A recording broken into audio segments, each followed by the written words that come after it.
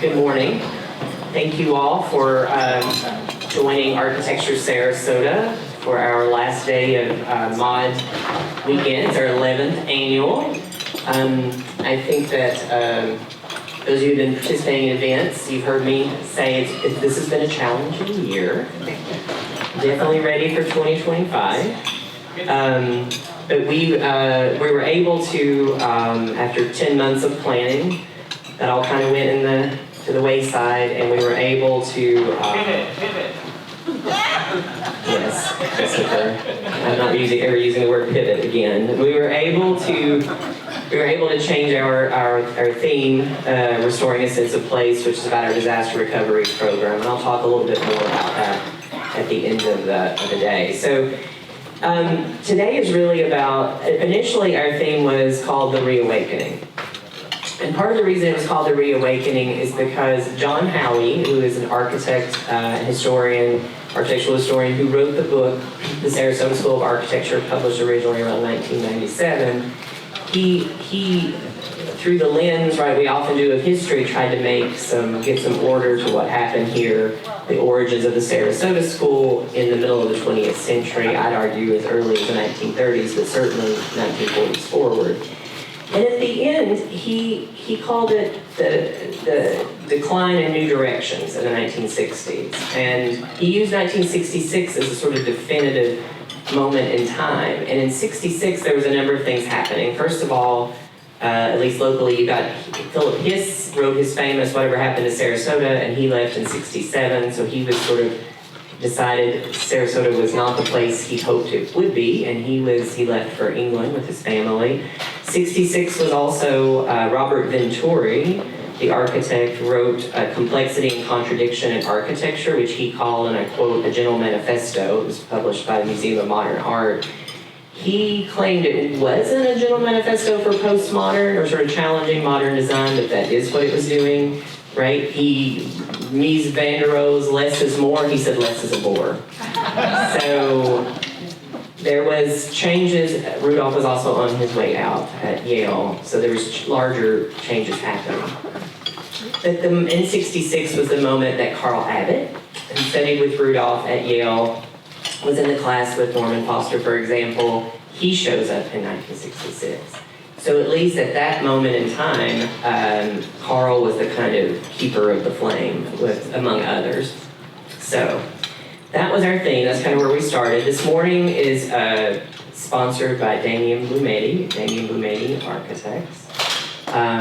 So we're going to ask a few questions of these gentlemen. It's very organic. We have a few questions to pose, and then we're going to kind of open it up to the floor. But Damien, I don't know if you want to say a few. I'll say this about Damien. We were having this conversation about the generations, if you will, of Sarasota School. I personally am not so interested in necessarily the generations, but I am interested in the fact that the Sarasota School, at least in my opinion, and others, continues. Right? We often talk about it like it's in the past, and it's not in the past. It may have waned. There may have been moments where there were, Carl or Guy Peterson or Jonathan Parks and others who were evoking those principles and evolving those key principles of the Sarasota School and doing really forward-thinking modern design. But today there really has been a reawakening. We have a remarkable group of designers working here in Sarasota, and they continue this community to have a disproportionate impact on the world of design given our size. And I think Damien is just one of those, and I thought it was really appropriate that he be the sponsor and kind of co-moderate this with him. So. Thank you, Marty, and thank you for all the work you've done this weekend and for architecture in Sarasota. We really are very lucky to have you. So, thank everybody for being here this morning. When Marty asked me to sponsor this and help moderate, I jumped at the opportunity because of the gentleman sitting to the left of me. They all have inspired the architecture in Sarasota, future architecture in Sarasota, and future architects of Sarasota. And so I really jumped at the opportunity to be here and be a part of this. I think they've already all had a profound influence on on what we do and the built environment. Most importantly and notably for me, Guy Peterson has really been, I worked for Guy for about 10 years, so he's been an incredible inspiration to me, my work, and really taught me how to be an architect and how to develop my skills as an architect. And I appreciate really what I've learned in that office and the caliber of work that we were able to do and I was able to be a part of. And so that's just kind of an example of the generation or the evolution or the lineage of the architecture in this community. So I'd like to start with Guy as the first question, which is... No pressure. What does it mean to be a part of the Sarasota School, and do you consider yourself a part of the Sarasota School of Architecture? Okay. Hello. This says dead battery on it, so apparently it is. For you? Yeah. Can you hear me? Yeah. Okay. Well, Damien, thank you for that, and I've been fortunate to have a lot of young architects come through my office over the years. Michael worked with me for a number of years, and his partner John Pichette, and others, and they contribute so much to what we do, and I appreciate the opportunity. I think I'm the oldest guy on the panel, and I really felt like I was a second generation Sarasota School architect. I grew up at a time where my parents were friends with a number of the well-known architects, Jack West, Tim Siebert, Frank Smith, and others. And I actually went to school with Frank's 2 daughters, Jack West's 3 daughters, Tim Siebert's 1 daughter, and Victor Lundy's daughter, Jennifer. So they're all women. But I got to know them. They were my age, and I played tennis with Jack West. We were members of the field club, and so was Jack and his family, and Tim and his family. And so it was always something that really, I feel like, I was going to be a doctor, but I just kind of gravitated toward architecture when I got to the University of Florida. And I think what resonated for me is the work of the Sarasota School. I was kind of indoctrinated into it by just happenstance, really. I went to elementary school at Alta Vista in Victor Lundy's building. I went to Brookside and Zimmerman Brothers building.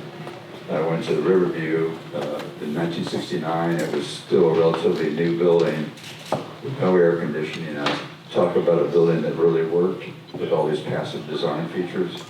I swam at the Lido Casino. My orthodontist was in a Burt Grossmith building. Tim Siebert did the additions to the field club. I hung out at the Siesta Pavilion that Tim did. So I just feel like, I've said publicly many times, I wasn't part of the Sarasota School, but it was part of me growing up. And so when I went off to college, I think one building that really resonated with me, and I told this to Gene Leedy years ago, and he loves to tell the story, but it was his Sid Solomon house that really transformed me into wanting to be an architect. Because I was in high school, and there was not a storm like we've just experienced, but a no-name storm came through, and Sid had some damage at the house, and he ran an ad for some laborers to come help pick up some concrete block walls and things. And I think one of my best friends and I, we went out and did it, and he invited us into his art studio while we were there. And I've never seen architecture like that before, and I just couldn't believe this was somebody's home. It was so powerful. And it just really resonated with me, and I think that's, if there's one project that really made me just want to choose this path as a profession, it was that. And now I feel very honored to sit up here with these gentlemen that are carrying the torch forward as the next generation that's doing outstanding work. And I think when I practiced in Tallahassee for 10 years, and I came back in 1989, and Carl was obviously very active, but I felt like there was a real opportunity for modern architecture again. And so there weren't any other architects other than Carl that were really kind of pushing the Sarasota School tenets. And I found there was a really strong appetite for it. Also, then we went through the med rev, whatever you want to call it, thing. And then I guess the realtors didn't want to do that anymore. But then modern architecture started to emerge because more and more was getting done, and these younger men and women were coming and doing really fine work. So I think now there's such a strong presence of modern architecture, and I think the legacy of the Sarasota School is strong, and their timeless principles, everybody does them a little different, but if you look deep down, you'll see that there's similarities in all the work that's honest and timeless. Thank you, Guy. I think we're going to extend that question to everyone, but I think Marty needs to introduce. Yeah, can I, and I think We that, started the end with Jerry, and the same question to you, what does it mean to be part of the Sarasota School and your role? But as we go down, if you could each just kind of introduce yourself and say a little something about your firm and Guy. practice. Yeah. I think we know Guy, yeah. Guy Peterson.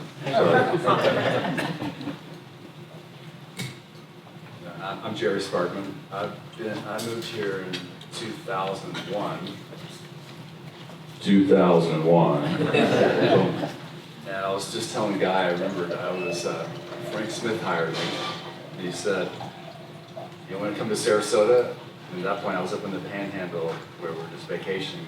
And I said, where the hell's that? And I turned to my wife and said, you want to go to Sarasota? She said, where's the hell? Where is that? I said, we just, I'm from East Tennessee. When you live in the area, you kind of go east to the Carolinas or down the East Coast. Never seen this place. So come down and land on Longboat Key. Frank picks me up and we race around. He's got this little remember the day timers? The little kind of journals, right? And he had mapped out this path to show me this town that I didn't know about. And we started in the north end of Longboat Key, had lunch in Mar Vista. I saw this landscape of the Buttonwoods and thought, wow, this is a different place. And we started working our way down. And I turned to the right as we're going down Gulf of Mexico Drive. I see this concrete structure, raw, in construction, but just sort of beautiful. And I just like, wow, what's that? So I think, I'm going to find out who did that. And it turns out it was Guy. He's in construction. True story. I was like, and we sort of became friends through that. I remember kind of like, almost like stalking him because I was impressed. There was clarity, there was an intention, and there was a relationship to nature that was very impressive to me. So then, over the last couple of decades, with my partner Todd Sweet, we've been working on this coast, and what really intrigues me is how people are drawn to this place, and I think, not to disparage architecture, but I think there's a draw to the landscape first and foremost that pulls us to this place. And then we try to figure out how to marry high-quality architecture with these extraordinary landscapes. And that's when kind of the magic starts happening for me, is when you see these extraordinary contemporary ideas play out at the edge of nature, a very lovely, like today, and not so lovely, like the last month. The volatility of it is quite exciting as a practitioner. So I enjoy that challenge. That's my story. I'm sticking to it. Jonathan. Thank you, Jerry. My name is Jonathan Parks. I'm an architect here in Sarasota. My journey started when my aunt actually came down in the late 60s, and she commissioned the Twitchells to design and build for her the first really modern house in Boca Grande.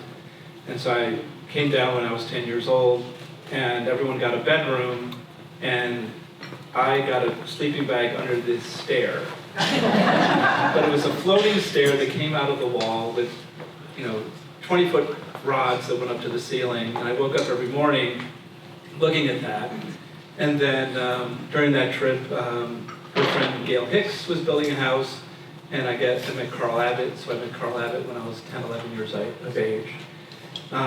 Been coming down here and really interested in what was going on in architecture. I really wanted to be an architect when I was a little kid, and I really focused on that. So having exposure to the Twitchells' work and Carl Abbott's work when I was pretty young, and then went off to undergraduate school, graduate studies, and ended up basically getting a fantastic job working for a guy named Charles Moore, who actually replaced Paul Rudolph at Yale. So worked for him for 10, 11 years, left there when we received AIA Firm of the Year Award, came down here, had kind of, my aunt was here, she was 12 years older than my mother had retired down here, and I was doing a big museum project on the other coast and decided to come over and visit them. And I remember going back to Connecticut thinking, when did those two ladies get so much older? And when you're with together, family and friends, everyone's on good behavior, right? And you see two sisters together, you see a whole different life. And I just received a travel grant from the firm we used to call Moore Harper, changed to Centerbrook. And it was for employees that could go anywhere in the world they want, and like a Fulbright, you just had to come back and share your experience with your colleagues. So I decided to come to Sarasota and share Sarasota with my colleagues, and Carl Abbott was great. I got to meet him, called Guy, but he was actually out of town. And my mother was sending me clippings from the paper, a lot of stuff that Guy Peterson was doing to support local artists. He actually had like a rotating gallery at the time in your office. We never talked about that, by the way. Yeah. And actually, the building the Guy was in was designed by Tim Siebert in his office. And then I interviewed a bunch of people for my travel grant, got to meet Tim Siebert and a bunch of other folks. Tim didn't have the time for me. He said, I don't have time to come to Sarasota, I'm in Boca Grande. And I said, well, actually I'm in Boca Grande. So he said, well, I have an hour for you. And we spoke for 11 hours straight. And he said, I'd like you to consider coming down to Sarasota. And I was happy where I was at, but then that kind of percolated when I saw my aunt and my mother kind of, sometimes you make decisions for family. So I came down for a little bit, got to actually work with Michael Epstein. And at the time, Todd Sweet, Michael Epstein, Dale Parks, Michael Carlson, I think pretty much every Friday night we would go out to Lemon Coast. And we would, just the five of us, and I forget the name of the interior designer that used to go with us, Michael. Which one?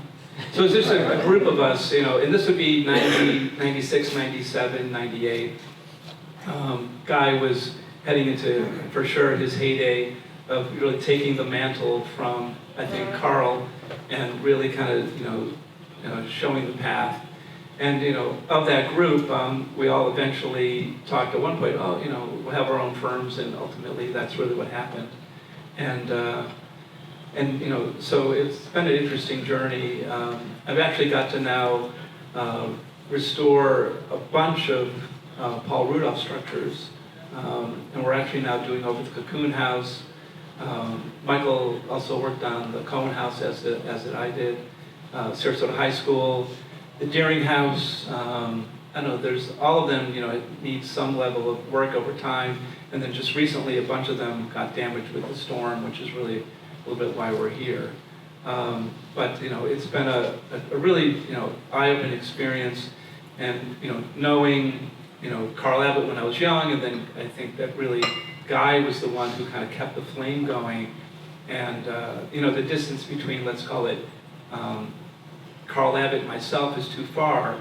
So I do say privately to my wife, I said, I'm glad Guy Peterson exists, because there's a link right there that of age. And I think that Guy really was the person who resisted the huge, when I came here, 90% or 90%, 95% of the construction was Mediterranean revival.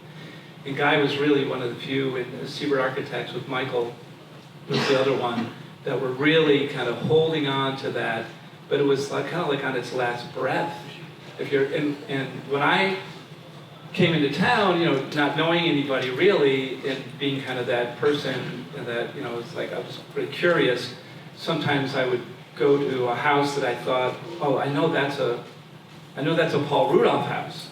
And so, you drive by a couple times, you don't see a car, then on a Sunday morning, you see a car, and you think, well, of course they're home and they're happy to see me, so I'd knock on the door of these houses and I'd say, hey, I'm new in town and I love your house, and it's designed by Paul Rudolph. What's it like living in a Paul Rudolph house? Every time I asked that, people said, who is Paul Rudolph? Every time. It was kind of crazy. So postmodernism had really changed the direction of American architecture, and that sort of mid-century modern that was influenced by the Bauhaus and kind of the strict international style had really diminished. And like I said, there's only a couple people in town that were really holding on to that. So I'm very thankful for that, because without that link, I think it would have gone, the flame would have gone out for sure. So that's a little bit of summary of my journey here.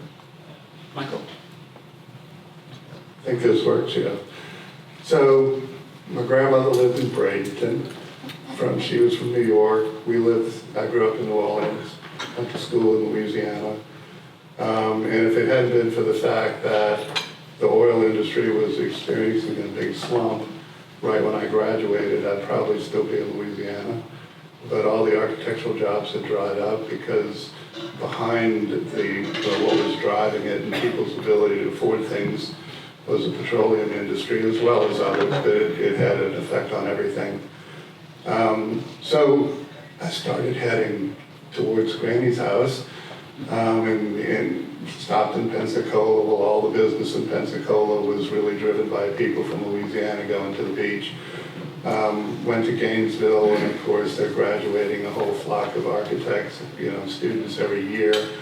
And so I went to my grandmother's house, and Bradenton generally was not overly inspiring. And drove into Sarasota and went, wow, this is really a cool place. It's a small, intimate town that you could really feel like it was yours, but it had a discernible downtown. And so I interviewed around that very day at about a dozen places. And by the time I got back to my grandmother's house, she was all excited and said, you've got a bunch of phone calls, So things were happening in Sarasota, and it looked like an appealing place to be. And I thought, I'll be here for 5 years. And here I am still here all these years later. That was in 1986. And I started with Siebert Architects, at the time called Edward J. Siebert AIA Architect and Planner PA.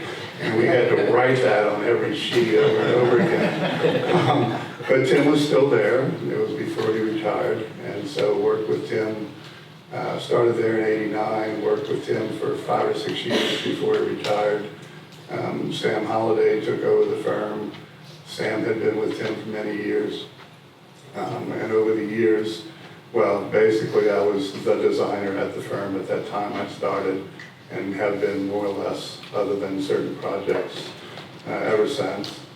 And of course, now that Sam's retired, it's been forced upon me, and I'm the principal and owner of Siebert Architects. It's not something I wish for. I didn't realize how great a life I had and how spoiled I was to just be handed projects and then not have to do all the business stuff. It's not fun. And certainly not what I think anybody got into the practice of architecture for, but if you don't have the business, you can't do the work. Tim is one of the originals from the Sarasota School days. I don't think we've ever stopped doing that.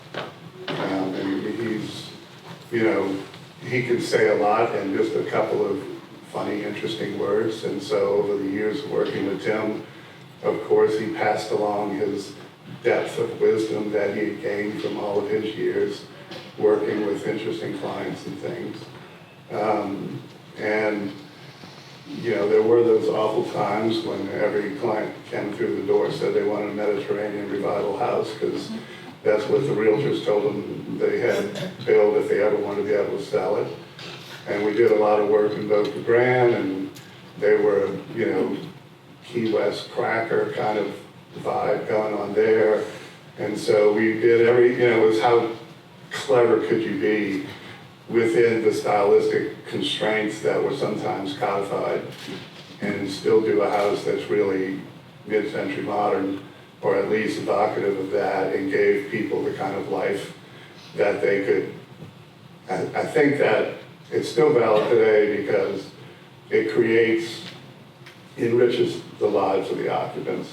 And I'm focusing right now just on houses because I love the houses more than any other building type. It's intimate, it's tailored to suit the occupants, very specific mentality, lifestyle, likes and dislikes, and so on. It's an interpretive thing, and it's less about just pasting together 100 classrooms and, you know, how do you stack them together inside of a box. So in any case, we feel like we never really stopped doing it. It's been harder at times to do it.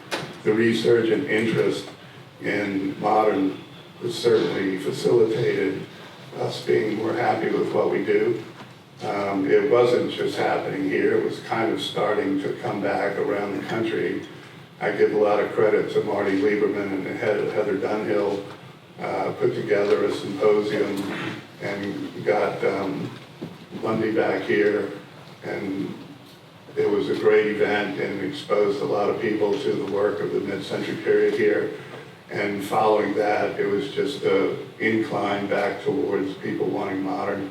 I think modern offers things, you know, if you build a colonial house, it's about the fact that it's colonial more than anything else. If you do a modern house, you can make it be expressive of its function, the people who live in it, and it's just more all-embracing, and from architecture as a form of art, modern embraces so much more and makes so much more possible. So I'll finish with that. I mean, we do, because we have such a history of some of the remaining houses from that period here in town, and we still have all the drawings, we are contacted frequently to do restorations, renovations, modifications, and additions to those houses. Obviously, the provenance of the house has a lot to do with whether you want to add on to it or modify it. We've done a lot to the rough houses over the years, most of which were very small and modest and not architecture with a big A. I think that's your phrase, Jonathan. But we do that. We do a lot of schools and schoolwork, but mostly I think the thing we live for are the new houses that we get to imbue with the sort of Sarasota School of Architecture set of principles and a modern idiom. Right. My name is Michael Halflants. I'm the design principal of Halflants and Pichette. We've got offices here in Sarasota, Tampa, and Clearwater, but both John and I are based in Sarasota. And for some of you might detect I have a slight accent. I'm originally from Belgium. My first language is French.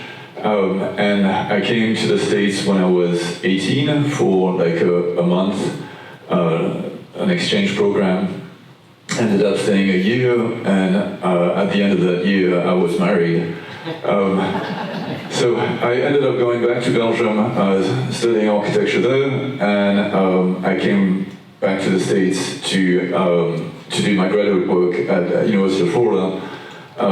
I earned a gold medal there, and from there went to New York to work with James Bolshick, who was doing the Clinton Library in Arkansas, the planetarium on Central Park, and I was pretty lucky to work on projects that he would overlook, but there were great projects in Manhattan, such as the Joseph Papp Public Theater on Lafayette. I worked on the joint venture with the Japanese architect Arata Izozaki, and then once we were expecting our first child, I just couldn't see, looking at people within the office who had moved to Long Island and New Jersey and were commuting in. So I contacted Carl Abbott, who had offered me a position before I ever moved to New York, and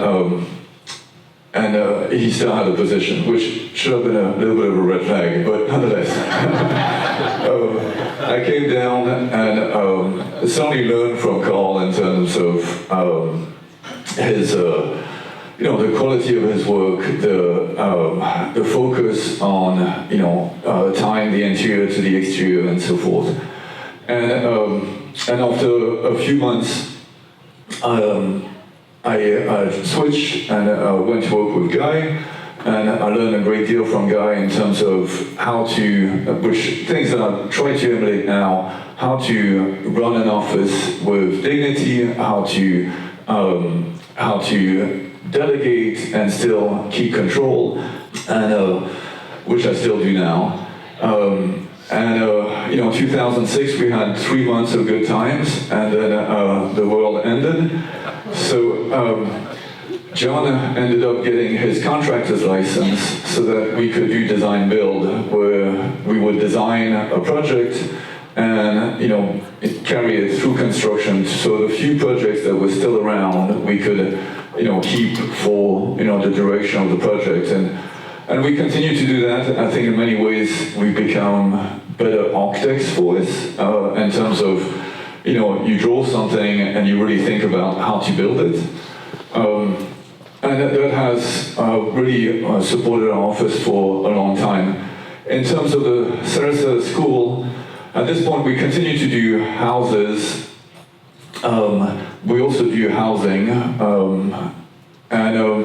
But I think in general, the lesson learned from the Sarasota School in terms of how do you build in this wonderful climate? How do you open up to the outdoors? How do you build with efficiency in terms of means? And how do you use current technology to the best results? So all of that, in terms of the attitude of the Sarasota School is very much with us. Thank you, Michael. I'm going to come back. I'm not going to direct this question to any one of you in particular. Anyone can answer it. But if you had to define the principles, I think what I should say is this. If you look at the Sarasota School from the beginning, I will often say, look at Rudolph and Lundy's work. Aesthetically, right, very different and very different approaches, but we consider them part of the Sarasota School. So I think defining it stylistically, yes, how we visually and physically connect to the exterior, how we're modulating through sun shading devices and deep overhangs. You can talk about those physical principles, but it's really being a school of thought. It's more about these ideas. And I know, like, for example, Jerry and I have had a conversation at least about, like, the experimentation that goes on, right? That's been there from the beginning. The cocoon house, right? That was a material Rudolph was exposed to, literally, and the Brooklyn Navy Yard. By the accounts I've heard, the roof leaked like a sieve. But it was not, like, the idea was there to sort of push. And you had clients who were allowing you then, and I think now, right, to do these things. So experimentation, I think being environmentally responsive, I think this idea that goes back to modernism, that good design should be available to everyone, right? And should sort of promote democratic principles. And I wonder if any of you all, like, what are some of those other core values of the Sarasota School that you felt were there in the beginning, that are there today, a part of your work, if that makes sense? Guy, it looks like you. Well, I think that what you just said, I agree with all that you said. The striated plywood, for instance, in the Revere Quality House, was another product or material that Rudolph experimented with when he was in the Navy, and it became very popular. Unfortunately, you can't get it anymore. We tried to buy it on. You did find it? We found it. Okay, well, that's good. We tried everywhere. But I think I've always called the Sarasota School kind of a softened Bauhaus. If you think about what was happening at the Bauhaus when Walter Gropius was the chairman of it, it was a whole new way of thinking about architecture, more as a machine. It's about honesty, it's about structure, it's about expression, it's about, the indoor about architecture. Just became so powerful to them, and I think it kind of just moved their work forward in their own way. And I think the climate down here, this is a Florida coastal environment, it's not New York, and I think Rudolph really managed to really take that to a new level. That's why I call it a softened, more tropical house. Sorry, these things are going in and out. But those principles are what have guided me throughout my career. I think it evolves. We have new codes, new technologies, new materials. It used to be everything was regional. You could get your materials from where you could get it here locally. The labor force, what was the labor force? Did they do concrete, they do wood. So all those things really became very important in kind of the architecture of its place. Today, you can get online and order material anywhere in the country and have it shipped to you. So that idea of regional modernism, it's like there's no such thing as a regional car. I mean, a car is a car. It can be anywhere in the world. And I think Lundy, you mentioned too, he was a Harvard grad, but his work is more sculptural, and I think if you had to sum it up with one thing, it's more about the roof than anything else.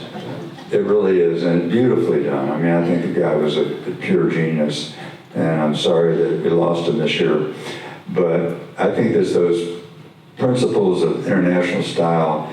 You know, people say to me, oh, you're a contemporary architect. Well, Thomas Jefferson was a contemporary architect when he was practicing.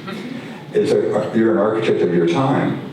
But a modern architect is a different kind of architect, because I think we go back to a different kind of architecture that, you know, for me anyway, came out of the Bauhaus. And I see it in all my colleagues' work too, that honesty and you know, how they touch nature and how they orient their buildings and all those types of things. So anyway, that's architecture. When Michael, Epstein, and I would work together 20 years ago, we would talk about this all the time. So Michael, I'm going to offer up you to talk about this, and you better mention clarity of concept. Okay, so there's nothing I love more than a crisp taught form, you know, that is well articulated, and there's a strong concept that drives. At first you have to have one major overarching concept, and then everything that you do from that point should be supportive of that concept.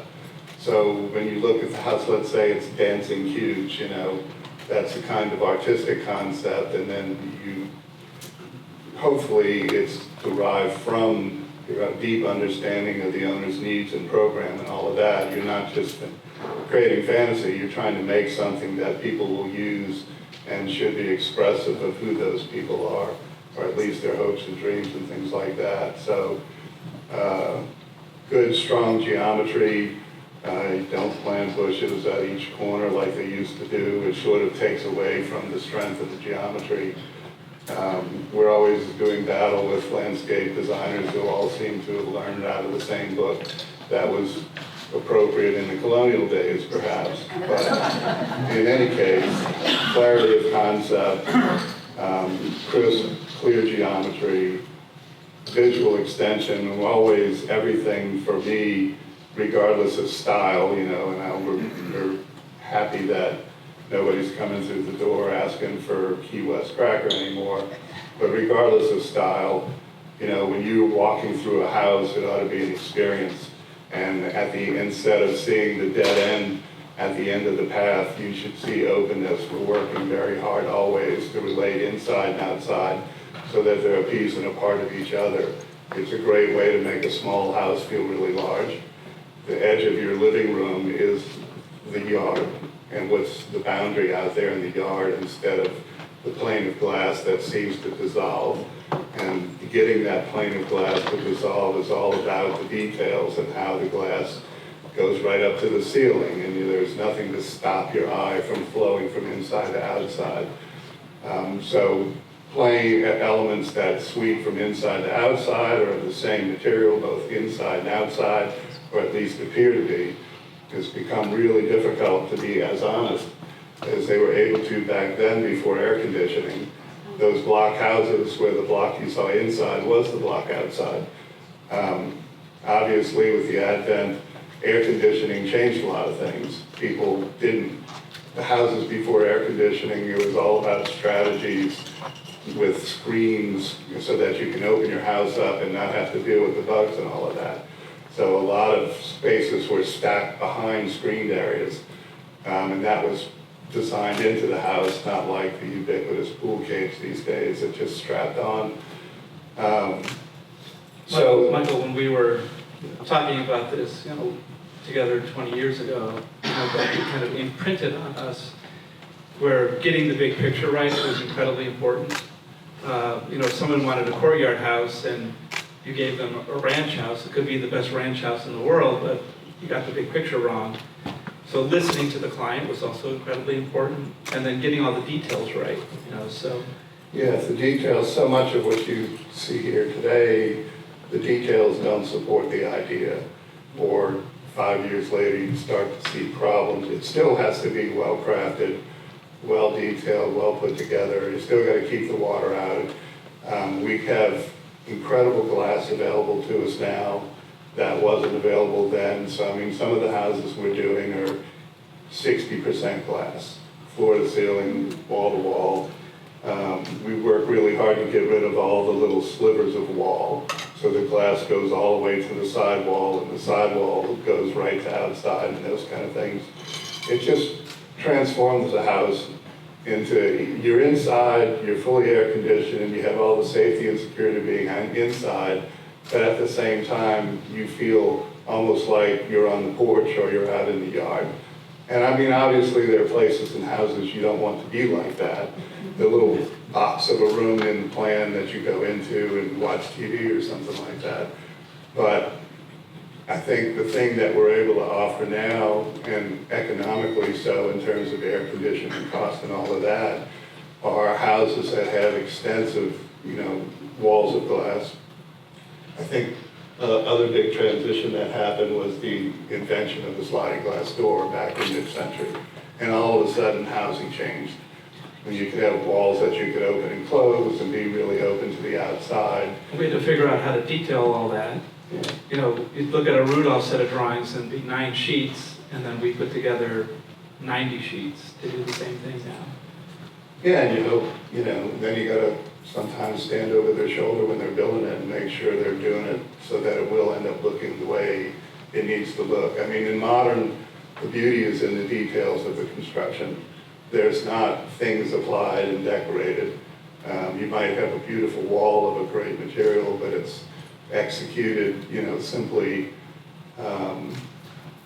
These things that the materials that we're using now have changed, the codes have changed, the wind blows now, apparently back in the old days that wasn't a consideration. Tim Siebert tells a story to Michael and I where he was overseeing the construction of the umbrella house, and the superstructure was completely up. Framing, there wasn't one piece missing. Remember you talked about how the building kind of moved around? And so they called. I walked across the roof and the house shook. Right. So what are we going to do? And he said, well, Tim, they put the glass in yet? Yeah, but so he called. So Tim called Paul Rudolph, who was up in New York, and then explained the situation and how the building was moving around. And as Michael said, Paul Rudolph said, well, have they put the glass in yet? And they said, well, no. And I think he basically said, well, don't call me until they do, and slam the phone down. And if you take any class on structural engineering, glass is not a shear wall. So, but they put the glass in, and what happened, Michael? Well, it did the job. Did the job. It's a rigid, rigid piece of material, so. Obviously, it wouldn't fly today. But the other thing, of course, now we have flood zones. So a lot of these houses, we still have a fairly large inventory of houses that the firm did that sit on the ground, and we finally got that hurricane, and many of them are out on the barrier islands, and 90% of them got flooded to some extent or another. So things have changed, and sometimes for the better. The houses we've done since the regulations came into place all performed exactly as they're designed to do, assuming the clients, I know it's hard for a client to see all that empty space down below and not want to go in there and use it for habitable purposes, but those that did, whatever was down there got water. If it was empty like it's supposed to be with rakes and hose and lawnmowers and cars, not a big deal. The water came in, the water went out, none of the surfaces down there get damaged. And the next day is a good day. So we're dealing right now with a lot of clients that were in the older houses, and they're trying to decide whether to bring them back, fix them up, whether to tear them down and build a new one that's compliant, or can we put a moat around it, a concrete barrier around it, all the different things, like how can we keep this from happening again? And if it had only been one hurricane this past year, probably almost all of them would say, let's put it back. But after 3 of them, it really starts to impact your consciousness and your belief in climate change and things like that. So, sorry, I got off track. Well, I do want to interject there, and maybe this will be specific for Michael, Halflants, and Jerry. We'll start with you. We actually had 6 flooding events, if you go back to Adelia, in just a little over 12 months, including the worst precipitation event with then tropical storm, later hurricane Debbie, 16 inches of rain. Some of the county probably got 21 inches. And that was sort of the flooding event inland. And then we have our worst storm surge event with Helene, like on Siesta. So is it how we're building on the coast? Is it working? And I'm just going to put it like, what are you doing as designers to sort of address these increased threats of a shifting kind of climate or intense storms? The climate that we have today is not the climate, right, that we had in the middle of the 20th century. And I know, Jerry, Michael, go ahead. Go ahead. Can't wait to hear it. I think, looking back at our portfolio, the work that was built, I think from all of us, has within our office since the new code of 1996, since the hurricane code, our work has done very well in the recent storms. So to me, the difficulty is when you have a house that you have to elevate up to meet the flood elevation and you have the land below, how do you still have a connection to the land and to the ground and so forth? And so it's trying to develop strategies so that you are still connected even though you have, the elevated plane. So, one of the things to do is to then elevate the ground itself to meet the house, or to elevate the ground halfway so that you only have, half a flight down, trying to find ways to reconnect the house itself, to the land. One exercise that I enjoy doing in my few months with Carl is that he had asked me to go through all of his archive to look at the square footage of his houses in terms of interior square foot and square footage of terraces that were elevated up, square footage of terraces that were shaded and so forth. And it was almost 50-50 in terms of the square footage of what was enclosed versus the square footage of spaces outside of the house that were architecturally defined by his work in terms of overhang, elevated terraces, and so forth. And so I think that when you design in this area, if you can, really focus on designing the exterior spaces so that the house itself encompasses that, and especially now it's more difficult in terms of the fact that you elevate it up, that you have the hurricane glass, these windows are heavy, and you have a conditioned environment. But how do you still create exterior spaces so that a house that's 3,000 square feet feels, like it's 5,000 square feet, but also the most attractive spaces are the ones that would be outside, that are inviting you to linger and appreciate the wonderful climate that we're in. And maybe we all do. I certainly have an appreciation for this climate coming from the very gray sky of Brussels. It's like, we're here, how do we benefit from that? So that, many of us come from the north or come from, other places around the world for this climate. Is it possible to design something so that we're not like in a fridge and we're benefiting from the outdoors? I'll just make a little plug as I'm sitting here thinking I like this room because we have the 10 by 10 here. 10 images from 10 speakers. Many of the ones sitting at the front here have participated in that. The next 10 by 10 is going to be in January. All right, Jerry. Okay. So I think there's a really interesting opportunity in this discussion to kind of bridge a couple of things that have been discussed. Guy was talking about a regional architecture as something he was attracted to, right? I think other colleagues have said that as well. Now we're kind of talking about vulnerability, where we're living. I assume most of you are living here? Correct. Right? No. Well, Well, they want to live here. it's just a matter, so the notion of architecture as an art form, I think where it grounds itself and when it starts to separate from other art forms is its regional potential. Meaning when it's really good, it is so aware of its place that it can be nowhere else. That is what I love about architecture. You know, music can move around, art can move around, so many different art forms, but architecture, I think as the big A, is very much about its place. It can't be anywhere else. It has to be there. That is when it becomes architecture. It can't, you know, the Pantheon can't be in Arkansas, right? So now if we take that fundamental characteristic and we pull it forward to today, we talk about our region, what is the architecture that's supposed to be here? And I was going around in a boat recently after seeing some of the damage, and I was going around North Siesta looking back at all these big new houses, and I kind of had this epiphany.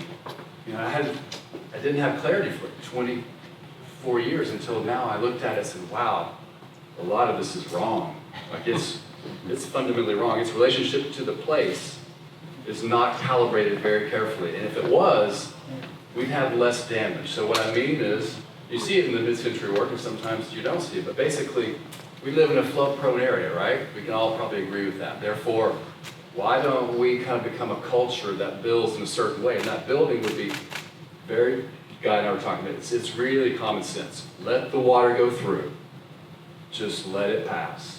And if we did that, you'd see an architecture that would be really different, because architecture often sits on the ground. But in this case, I kind of believe that we've gotten it sort of wrong for a long time. Now it's kind of like really wake up and go, let's let Mother Nature do her thing, let the water pass through. That's one. Like, let the water go through. So that creates a really very interesting architecture.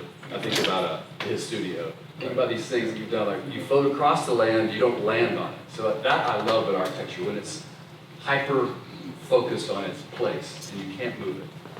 I think Michael talked about it too. With respect to codes, I think we probably, all of us could probably have a pretty damn good record of, now that we're building in the since 2002, there was a real fundamental code change. And then Charlie came in 2004, and what you saw was the codes actually make you build in a way that protects people's investments in their properties. And I can say that everything we've built in the last 24 years, nothing got damaged.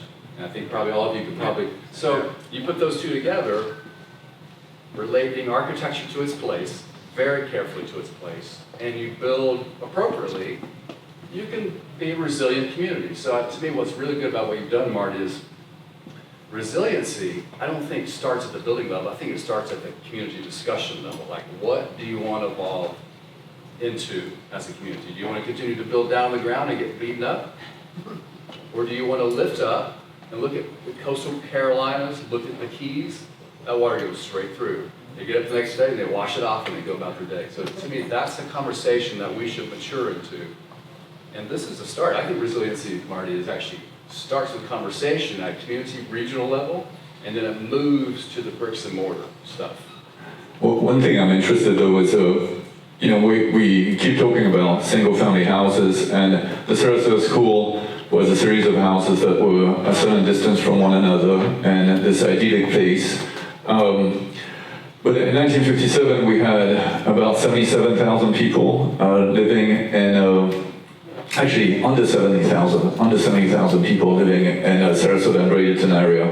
And now we have over 770,000 in the same area. So it's like 11 times the population from when Paul Rudolph and Victor Lundy were practicing here.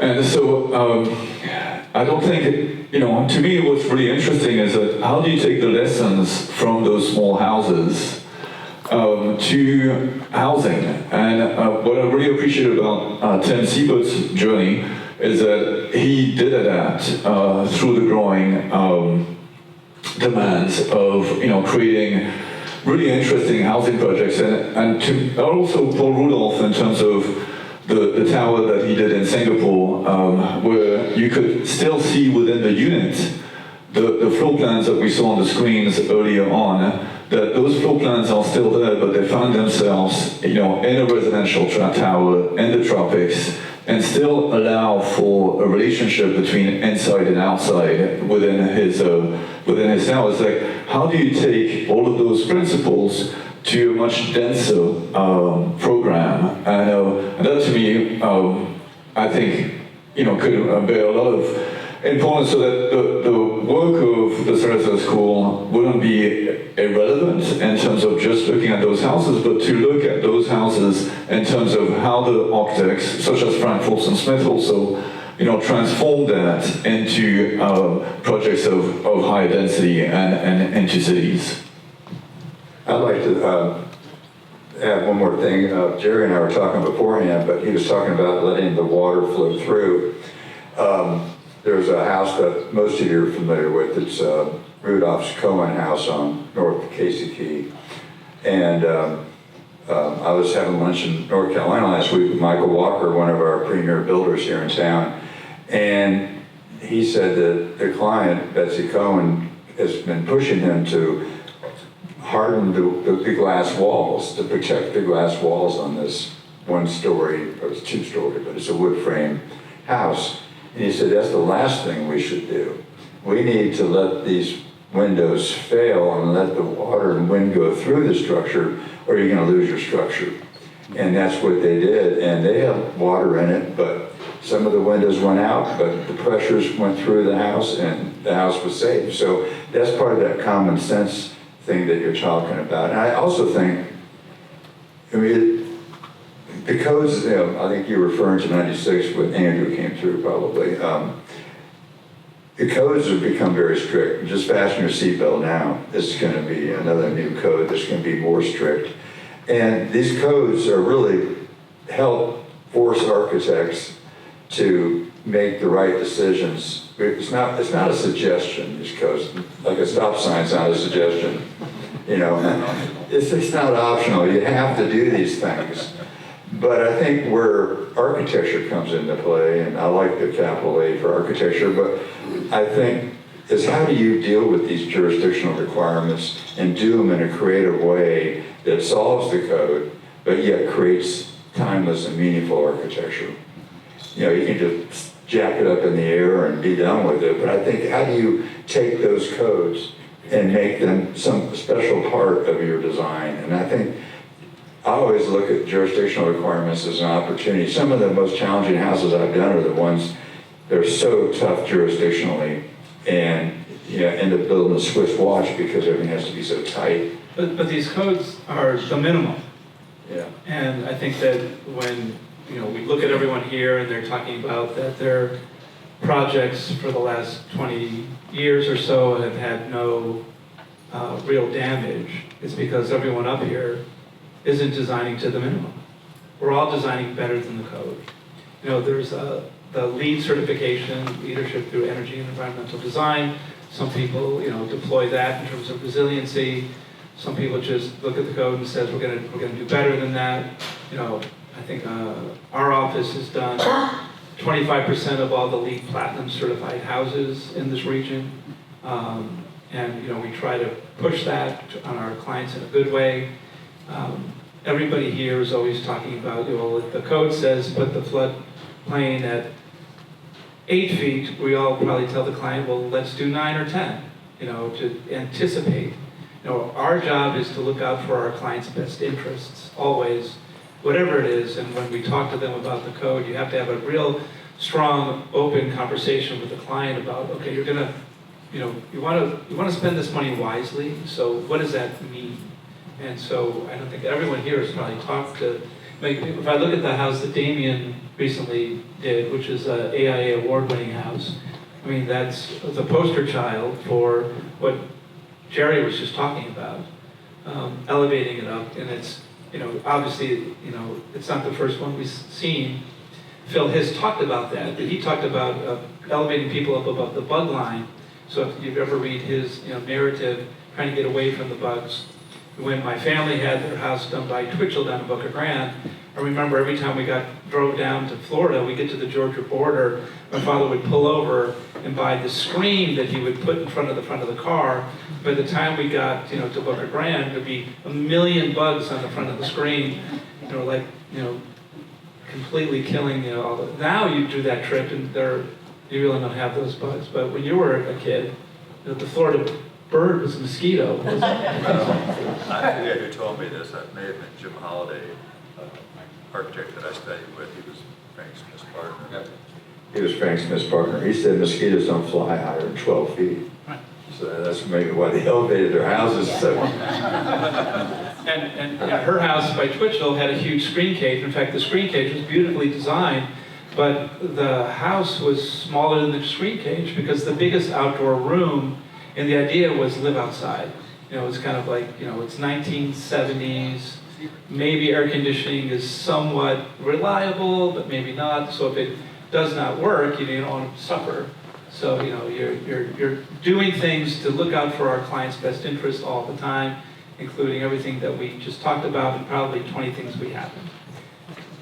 Thank you, Jonathan. On the code topic, which I think is a really interesting conversation, if you were to apply the code to downtown Sarasota, meaning the zoning code, you would have buildings in the downtown core of all 10 stories, downtown edge at 18 stories, or downtown Bayfront at 18 stories, downtown edge at 5 stories, and you lose the character of what is Sarasota.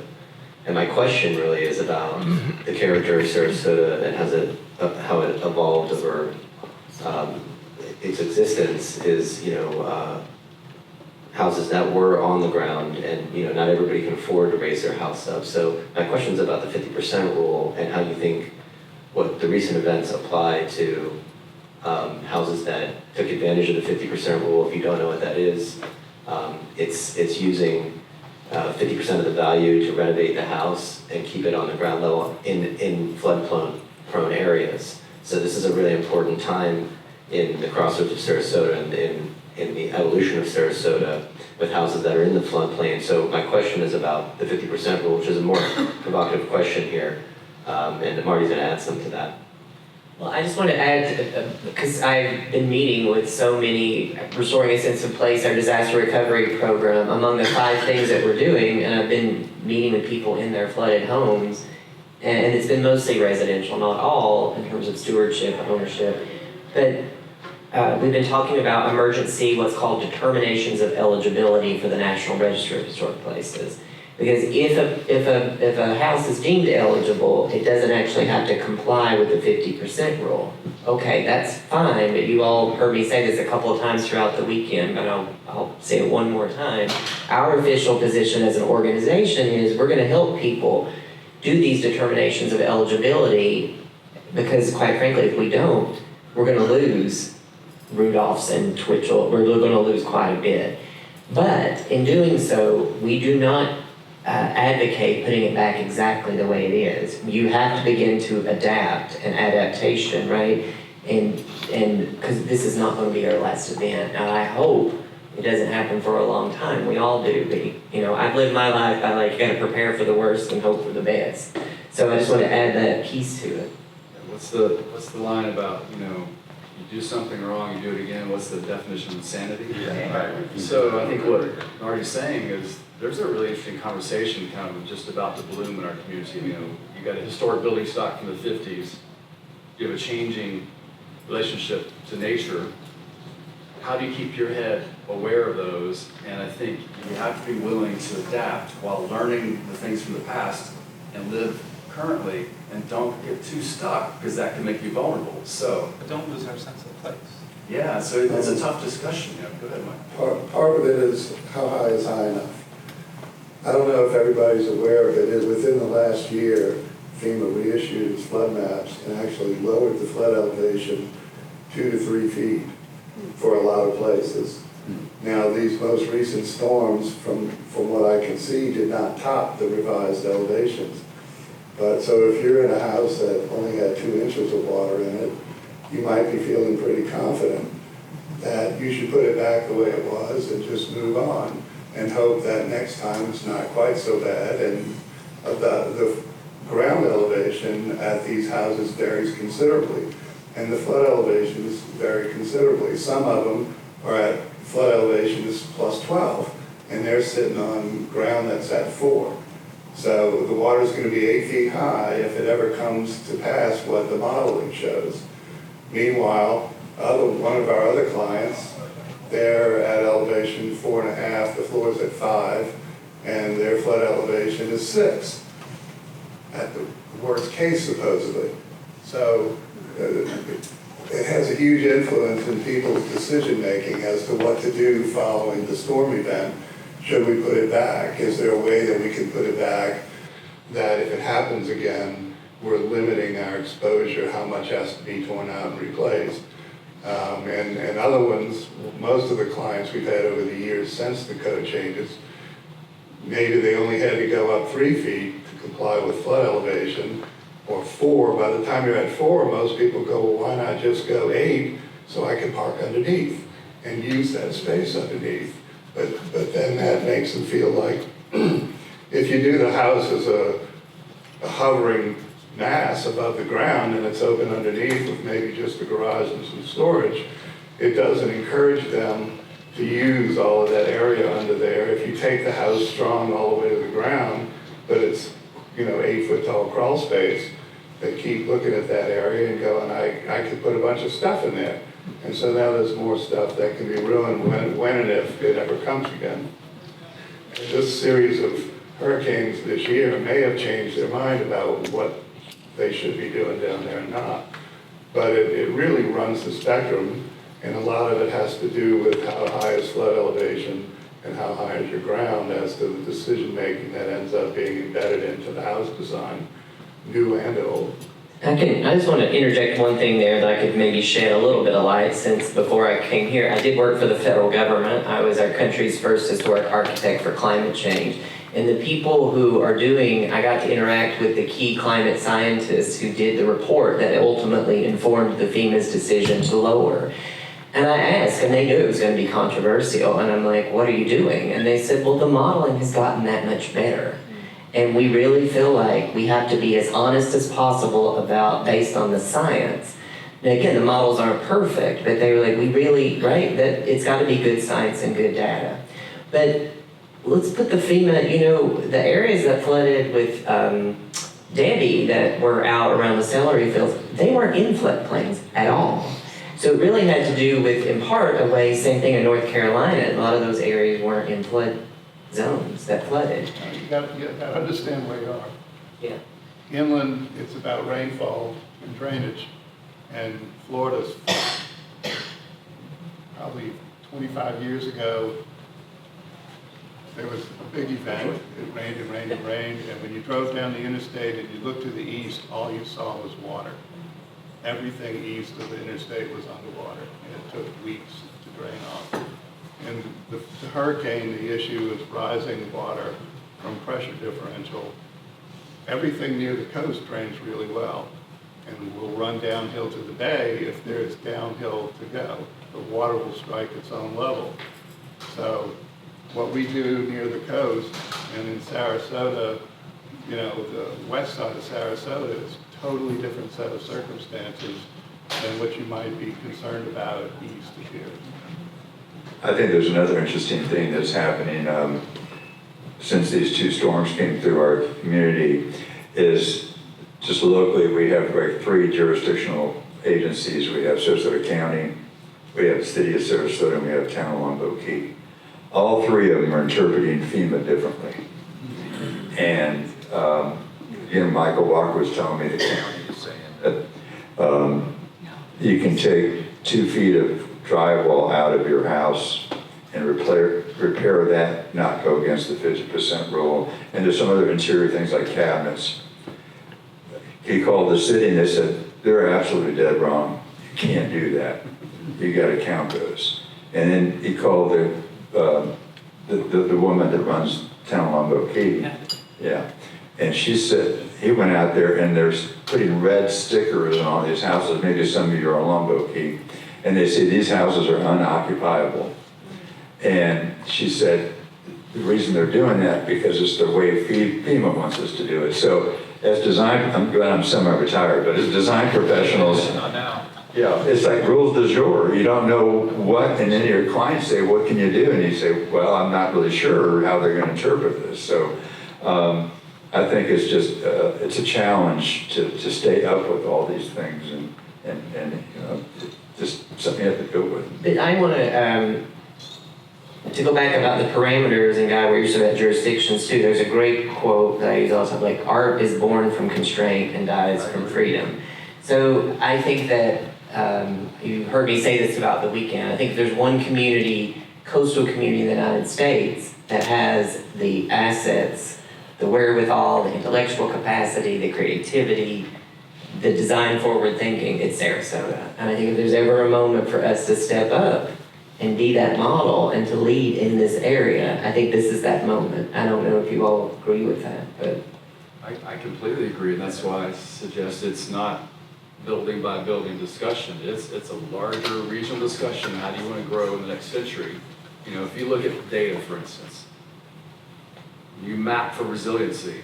There's 3 or 4 lines that are kind of projecting how the sea level is going to rise, right? If you take kind of the average, the NOAA average, it equates to about the height of a concrete block every decade, okay? So if you start stacking that up and you put a wind across it, you're more vulnerable, more than you were 70 years ago. So adapting is essential to being relevant, and I think it's so important that jurisdictions kind of get coordinated and the professionals kind of advocate for what's the long-term view, and architecture is right at the crux of it.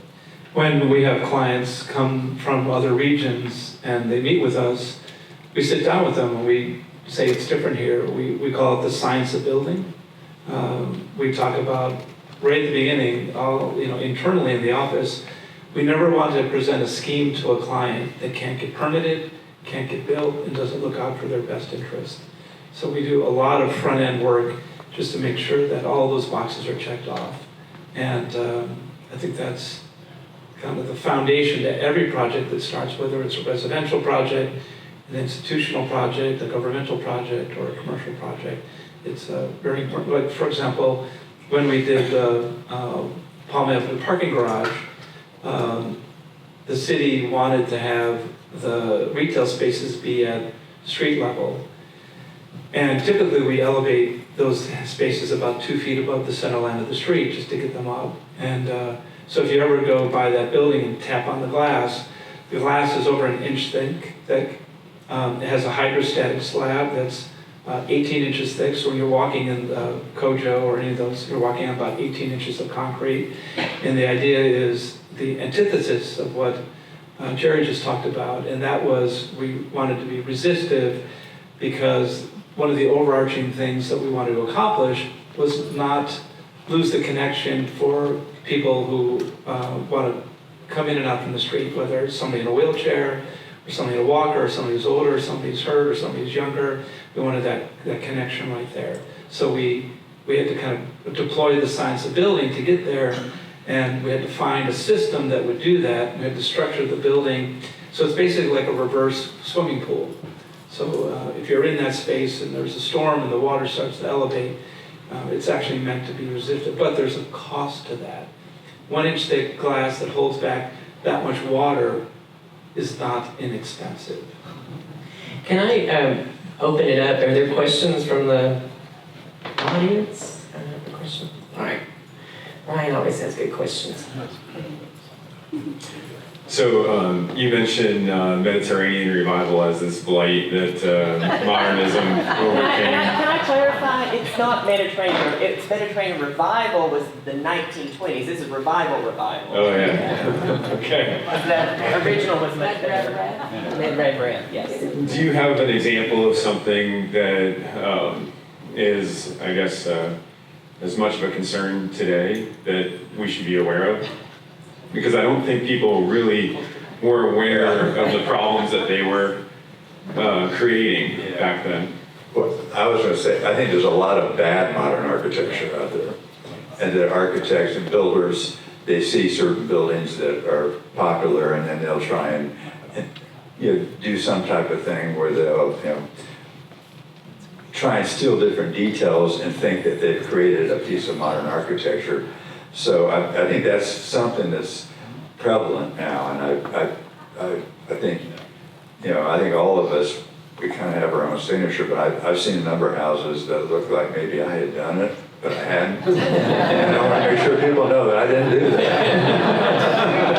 You know, Marty said something to this end I think can start to, if you see that problem coming, like how you kind of ward it off and have a voice, a distinctive voice as a community, and that is experimentation at the design level is essential to continue to do stuff.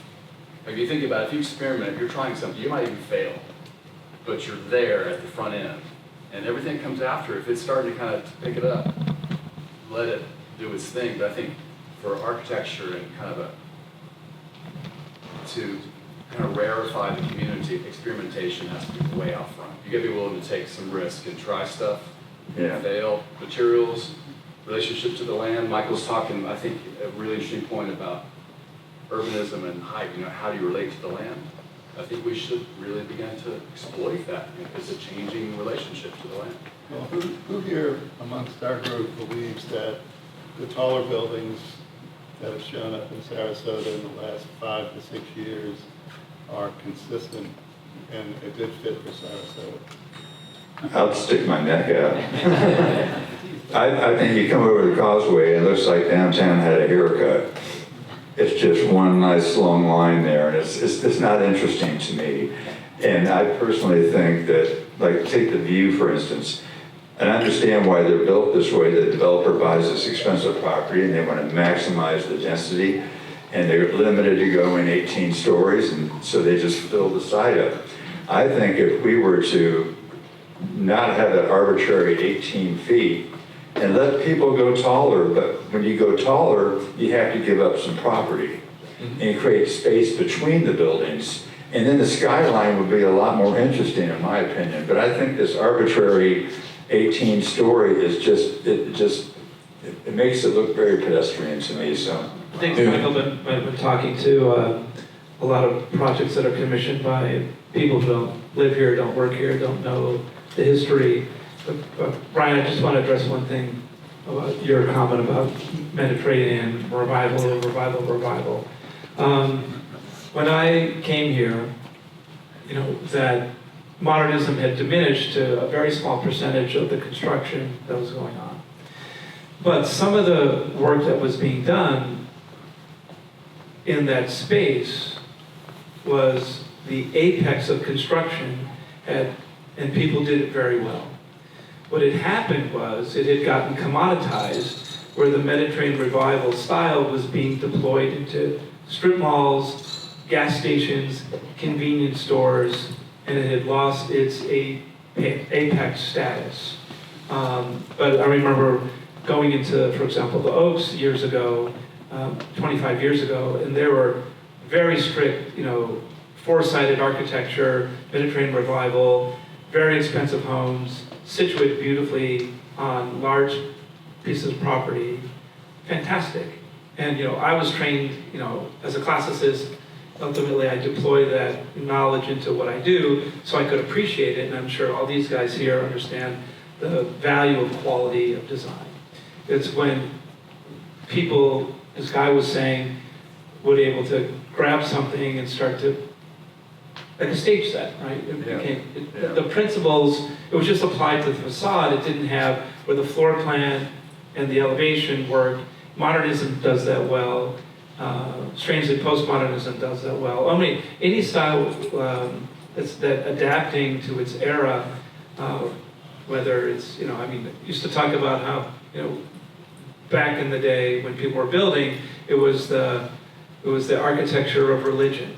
You know, common people didn't have money, so most of the significant buildings of the world were built going back to the pyramids and coming forward. Then we had a mercantile class that was able to build. And then in the United States, post-World War II America, you had the bringing up of the middle class. And so people could come and have a second home. They would come here. And in Sarasota, it was a little bit different. You had a couple places in the country. You had Los Angeles with the case study program. You have Palm Springs is more kind of like experimental houses there. New Canaan, Connecticut because of Yale, and then you had Sarasota with basically the mid-century modern, Henry Russell Hitchcock wrote that the most important architecture in the world was being done at Sarasota at that time, even though there's other places of modernism. John Tenza, who was the editor and kind of backer of Art and Architecture magazine, he was the one who bankrolled the case study program. Tim Siebert used to tell me that he would always wait for his subscription to be delivered of Art and Architecture magazine to see what was going on in other parts of the world in terms of modernism. Obviously, you had the Eichler houses, and all those were done with some level of quality, a high level that were influential. So even Mediterranean revival can be that way, but then when it just gets diminished, that's, I think, what people, like Guy said, hey, I love that new house you did, Guy. Like, what house? I didn't do that. Yeah. I think One last thing, sorry, Michael. And I didn't mean no disrespect because a lot of us live in those houses, but it's the production homes, it's the developments that occur in our society. And I would make a strong argument that none of us up here, Damien included, everybody, could ever get a house approved in many of these subdivisions because you have to follow these prescriptive design rules. And I think that promotes that kind of architecture, and that's what the market was felt comfortable with. But it'd be nice to be able to work in some of these neighborhoods and have some diversity, but it's just never going to happen. I think what you're describing is the years we worked in Boca Grande. They had their set of rules and regulations, not the town as a whole, but the development down at the south end, and the work that you did had to fit into that. Mostly it was a palette of materials, and roof pitch had to be this and that. Nonetheless, the houses are modern, just not, screaming modern on the outside, but very modern on the inside, still capturing the views, still doing all of those things, but making the community happy. But I think what I was referring to, like anybody been down the north part of Highway 41 as you get into downtown these days, and all of these new apartment complexes, clearly they're not architects from Florida who are doing these. They're the developers coming into town with something they've built before here and there and plopping them down. And they're whole block-size developments. They're tearing down all the cute little houses from the mid-century, some architectural and some less so. But it's like this disease that's taken over Sarasota. And now when you drive into 41, that last 2 blocks before you hit the big roundabout, the materials that are being used on the buildings are nothing you would normally see around here. And, I'm open to new things, but it's the way, it's like cheap pastiche. They're just sticking stuff on the facades that played really well somewhere else. And most recently, I'm noticing there's a lot of black materials and surfaces showing up in Sarasota. You would think Florida, a lot of sun, a lot of heat, don't use black. Who wants to drive a black car around unless you're really, willing to put up with what that means. But the latest edition that's not done yet with the black horizontal and vertical stripes on it and the marble slab, looks like something somebody would have done around their fireplace all over the bottom of that building. The new building that's between Main Street and Fruitville, the tower is residential, they look fine, but the whole bottom of the building is a black brick where Sprouts is in. And I think it's got to be an out-of-town architect that's bringing this in, and they just don't seem to have an understanding of the ethos of this place, the history of this place, and sometimes the materials that are wise to use and not to use. And it's just happening in big blocks now instead of little bits, and it's really changing the character of Sarasota. Yeah. Well, Michael Halflants, I think you wanted to make a comment about maybe the towers, I know you, or tall buildings. Well, to answer the question, I think that we opened our firm in 2006 and the mid-rail fixation was still there. called our firm Studio for Modern Architecture. I still had a client once who came in and said, "Can you do a med-red house?" Even though he was standing behind, big sign, Studio for Modern Architecture. But I think right now the difficulty is, or the main issue is the thought that modern architecture is a style as opposed to an intent, and that modern architecture is just, glass or an overhang, and you have modern architecture. So the towers that are downtown, they have a lot of glass, but there's nothing modern about it. There's not much thought put into, how you generate the right floor plans, how you build in this area, just like an honest look at the program, an honest look at the context, and that's just not part of those towers. So there's nothing modern to me about any of that. Yeah, I have a question. So listening and doing the work and your influencers. So one of the principles, was it not, that how can we bring great design to the masses? How can we do that and do it well for, let's say, an inexpensive, relatively inexpensive way? And I would like to know the thoughts from the six of you. I'm sure it's policy changes and there's a whole lot going on here, but what would you suggest that as a community, I'm part of the Architectural Sarasota group, what should we be thinking of? How can we advocate for getting great design that will provide more resiliency and all the rest that we're talking about? I know that's a long and loaded question, but... I think that's a really good question. And I think that the Architecture Sarasota could definitely take a leading role in setting up policy and zoning changes and so forth.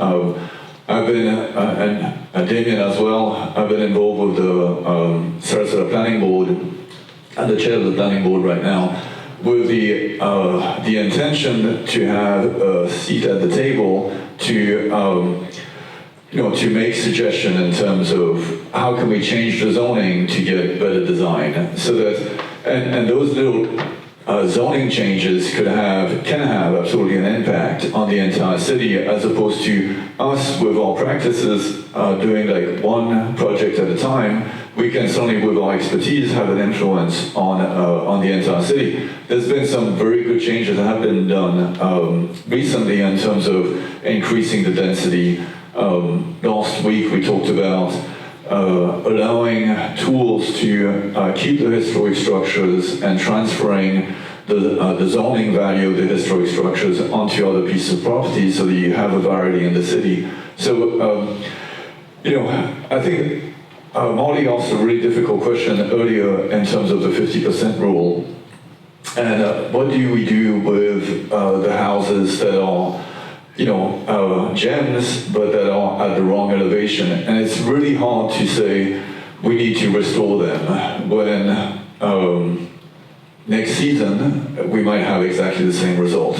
I think the focus of Marty and of the organization of documenting those houses, so at least they can become a basis of design for the work that is done decades later, in terms of the attitude and the intent behind those designs makes sense. But I think another facet of the organization could very well be taking policy changes and policy recommendations in terms of how does the city grow, and how, whether it's single-family neighborhood or in the downtown, how do we generate better work through policy changes? And Jonathan, I just want to add one thing here, and I know you're directing it to them, but I want to make sure. So this year we did our Downtown Sarasota series, Hindsight, Insight, and Foresight. And part of that was, and Howard Davis, who's on our board, really was the architect, if you will, of that lecture series. But the idea, people asked me when I first got here, the biggest question I had is, why is the city developing the way it's developing? Why are the towers look the way they do? What is the sidewalks? We have form-based code. So we launched that series, and we brought in those speakers, and they didn't just come and give a canned talk. They met with city officials, they met with government, they did tours, and they really gave a sort of honest critique. Now from that, the city has unanimously voted to do a new master plan, and they cited our series as a catalyst for that. So that's moving forward. They just seated a 9-person advisory council, which Howard Davis, and this is specific to the city, but it obviously is going to include the entire region. He's part of that. We're doing a Downtown Sarasota Series 2.0. It's beyond our borders because we're bringing people from outside the United States, but from places that we think are relevant. And I think that we are playing a role, and maybe that will get stronger as we go along, and sort of helping shape that policy. But the other thing I wanted to add, and y'all can respond to this, we don't have a single architect that works for the city of Sarasota.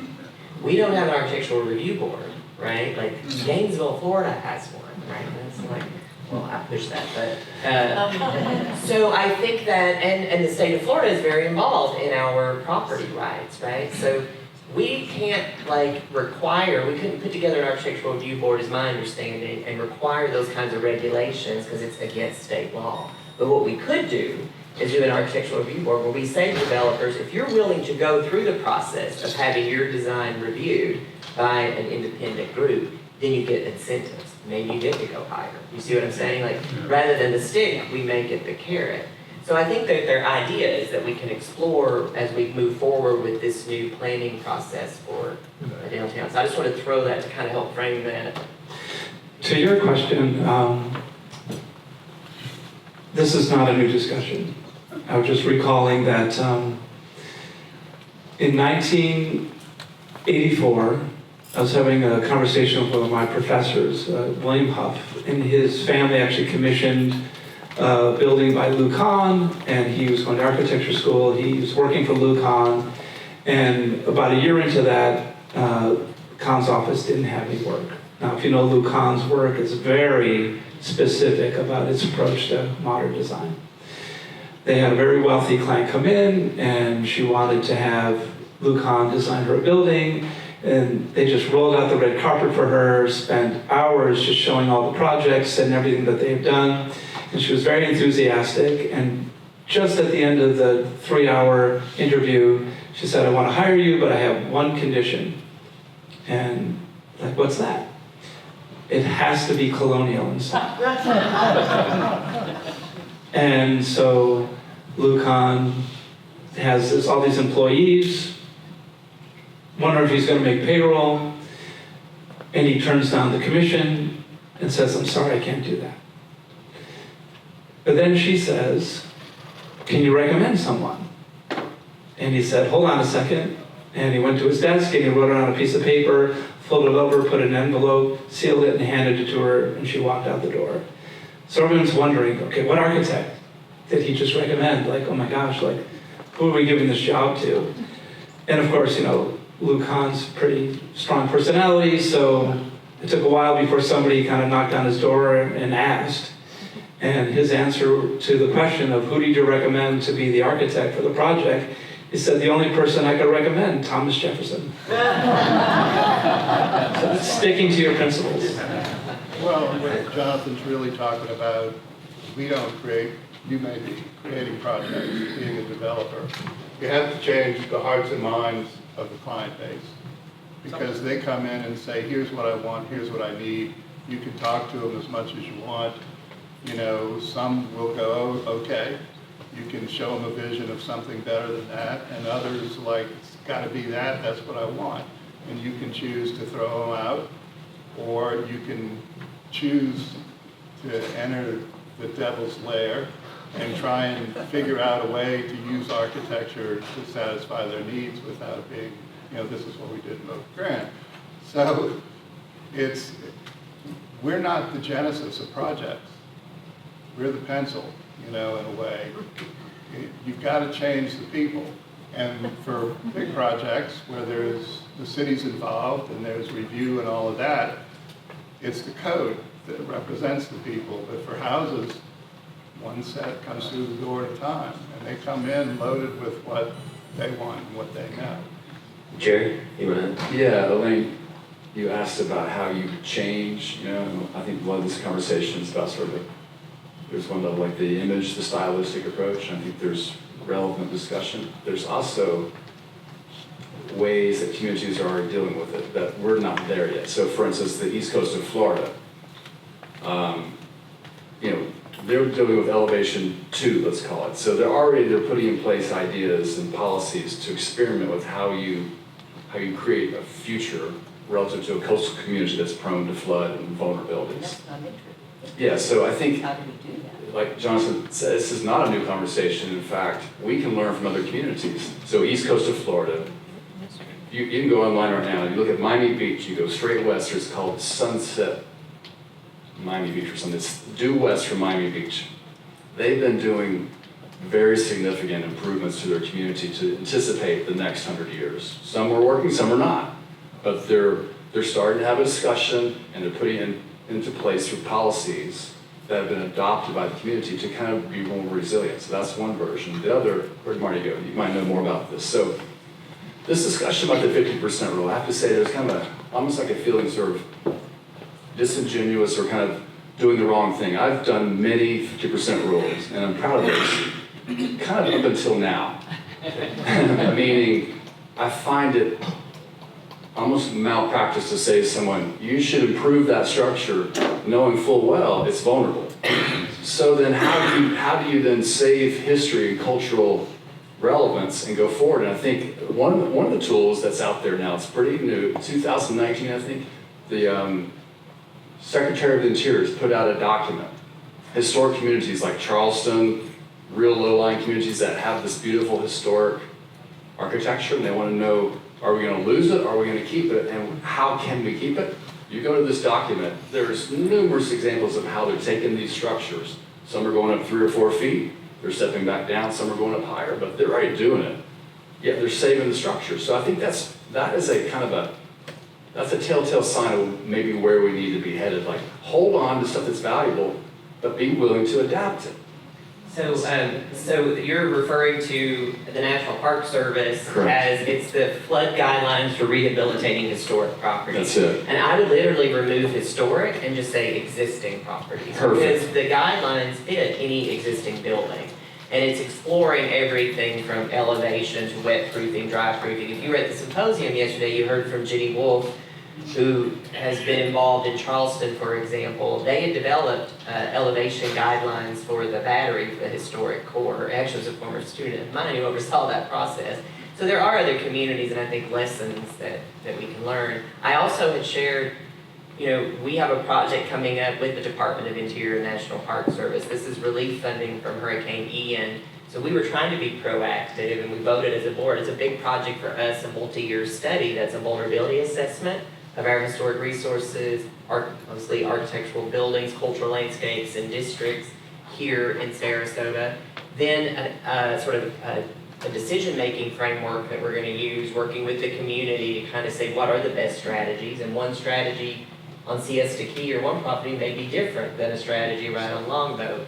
But lastly, and most important, the part of that study will be guidance documents for Sarasota. And so that people really think through, we heard that message yesterday, that you kind of have to think through what's going to happen after a disaster and have your checklist and be prepared. The storms are a teaching tool. If anything, they're a teaching tool if we kind of open up to them. So you ask how we can advocate to another future. I think another version is what we're doing as a community that I'm quite impressed with is we're now valuing public space in the form of park space along the bay. So public space and resilient shorelines are one way the community says, look, we want to protect ourselves, how can we do it? And nature has some tools. So public space, advocacy, and policies are really beneficial to us. Yeah, I think one thing that kind of addresses both of your questions. Sorry, no. Real quickly, and then I want to thank our panel here. You've had enough of us guys? He's out. He's been bailing out on me for 20 years. No, I just want to say, I don't want to interrupt the program, but I appreciate being here, joining my colleagues. I have to actually check out a hotel and catch a plane, so yeah, I'm watching my watch, and I think it's time I roll. But thank you, everybody, for participating and coming.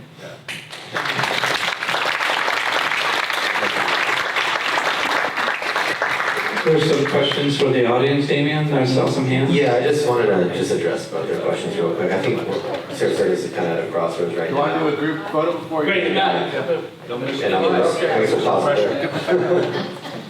Can I remind everyone, I see you. Can I remind everyone that everyone who's here today is part of coming to the brunch means you can also join the Lido Shores tour. It starts at 1 o'clock. It'll be from 1 to 5 o'clock. It's a little different this year. We ask people who are going, we're not, out of respect, taking over that neighborhood, but rather you'll pick up a shuttle at Moat Marine on City Island, and the shuttles will run continuously. There's 6 houses, there's 2 stops that the shuttles will make. So I just want to remind everyone, hopefully you'll join us on that tour. Again, we're asking people not to kind of park in the neighborhood, but to be respectful. There are a lot of homes that were damaged and recovery is still going on, but the neighborhood wanted to support us.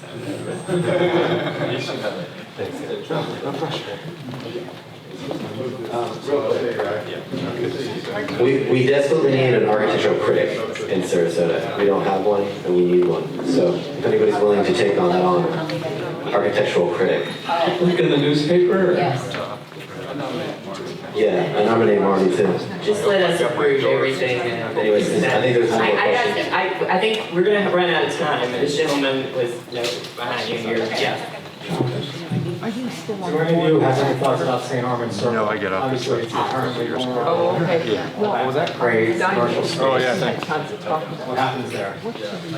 Well, Charleston, they actually hired the Dutch government to come in and sort of encircle that, that old district of Charleston with a seawall system to keep out Not a whole lot. It's the unfortunate. ground level of That was built Charleston is before a lot of the actually lower ground than codes high are, tide, you know, typical high so. tide. Well, I just want to say, That's a tough one. Eureka and Jones. Frankly, my mom was there. I love studying resiliency, but I don't believe in hardened shores is what we do. I think hardened infrastructure is gonna give way. I mean, So, it's a great place. a more resilient edge, I think, is one thing. Good luck to him. Start away from St. Armand's. Really see how much of the energy you can absorb, sort of the coastal edge. I think that's one. I think that you have to assess the structures and be confident enough that St. Armand's as an urban pattern, I don't know, Michael, how you feel about this, I find it to be one of the most lovely examples of high-quality urban design, but maybe at the wrong elevation 100 years later. So the pattern, the plat, it's a beautiful plat, circle, bunch of wedges. It works, right, from a social point of view, but I think to hold on to that, you gotta be willing to adapt. And frankly, I think that means going up over time. We got to renovate a property with a 1942 early Sarasota wood frame house on it. And the client asked, what we should do? And I said, let's elevate it up 7 feet. And they said, how much is that gonna cost? And we got a great price and we actually saved the house and elevated it. So you can do those type of things. You just gotta be dedicated to it. The difficulty with retail, right, the difficulty with retail, you really want to be at the same level as the sidewalk. I mean, just, it's not going to be successful retail otherwise, plus, you need to give access to everyone. Tampa has some nice examples on Water Street where they have basically a water barrier that comes up from the sidewalk on days of storm. And so it might be things like that that allow for the retail to still be at level, but you have some means to raise it up. Again, in Tampa, the Tampa General has a mean of raising basically a fence around a water barrier around the entire hospital. So, it might be looking at things like that. I mean, all the solutions are expensive. The one in Water Street, it's not that expensive because it's right in front of the retail space. It's not about, saving an entire area. But yeah, that's a tough solution. Hopefully there'll be more solutions in time. Well, in Manhattan, the trains used to come in at grade, and they still come in at grade, but there's a new grade. They build a whole other level above the train. Chicago's the same.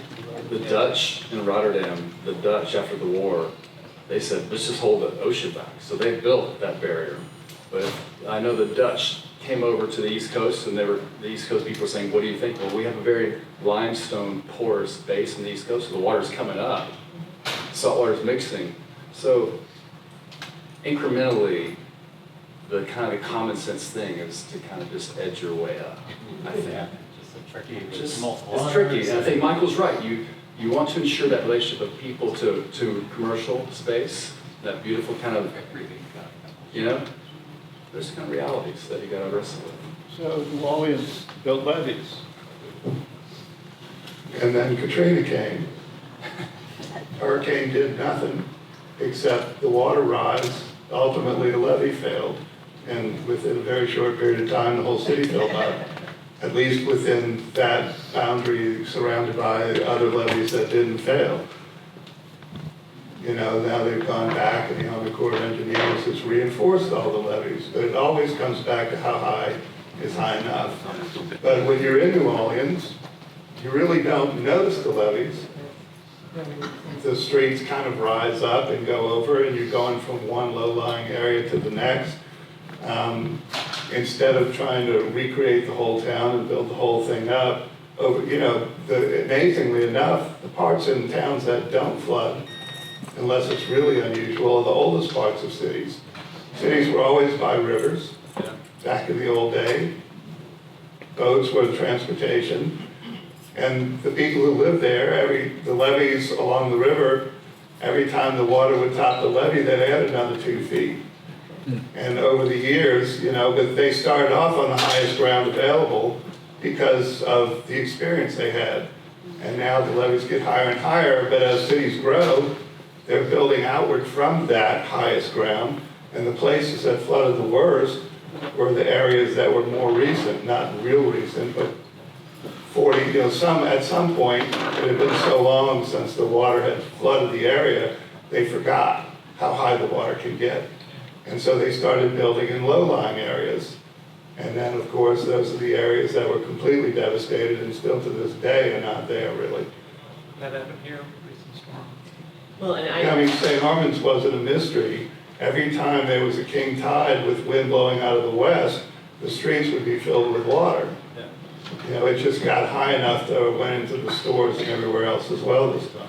But I think we heard yesterday at the symposium, like, about Anita Marie Lister, what do you call it, nature-based solutions. There were a lot of terms for it. But I can say, in general, I've had conversations across the United States and even internationally. I think we partnered before I came here. One of the last things I did for the Park Service was a joint meeting with the European Union and our federal government. And in general, most places are saying no more engineering. The Dutch are like, we will not invest anymore into these large engineering projects. We have to learn to live with water in a different way. I mean, the most project in Venice, of course it's Venice, right? I mean, that was hundreds of millions of dollars. It started so long ago, they got it, that we don't know how long it's gonna last. In fact, when I was at St. Mark's 2 years ago, they now put a glass wall right around St. Mark's to keep the water outside of the building.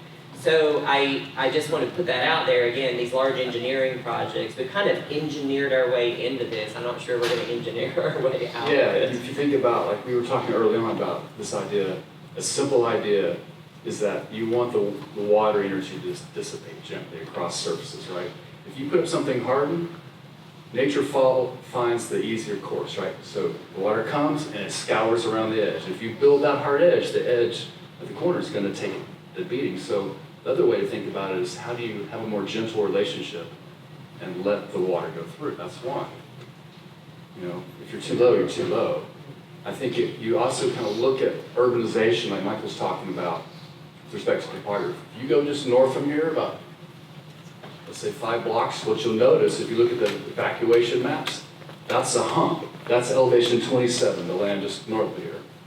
All right, as you go west, the land starts going down. So how do you evolve as a community? There's adapt, there's you identify vulnerabilities, where you're vulnerable, adapt, retreat, or some hybrid of that.